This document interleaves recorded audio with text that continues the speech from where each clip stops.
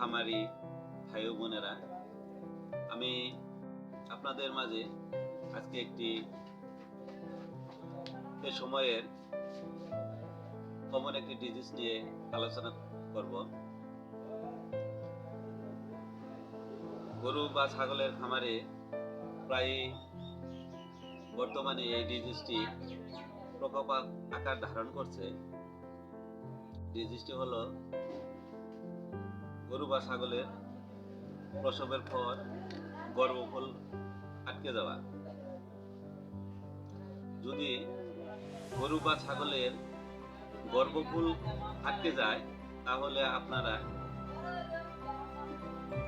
সেন্টাসল 450 ml এর বোতলে পাবেন,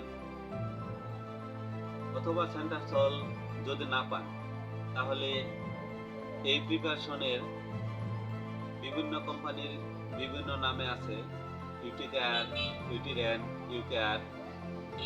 আপনারা যে প্রোডাক্টটি পান, যদি গরু বা ছাগলের গর্ভফুল আটকে যায় তাহলে আপনারা 450 ml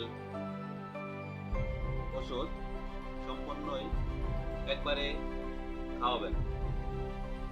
যদি না পড়ে তাহলে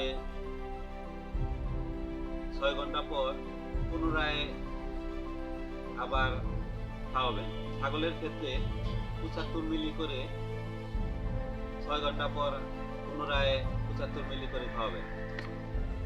আশা করি আপনারা রেজাল্ট পাবেন এবং আপনাদের ছাগল বা গরু গর্ভফুলটি পড়ে যাবে। যদি গর্ভফুল আটকে যায়, যদি দ্রুত সময়ে চিকিৎসা না নেন তাহলে আপনার গরু বা ছাগল বিভিন্ন রোগে আক্রান্ত হতে পারে।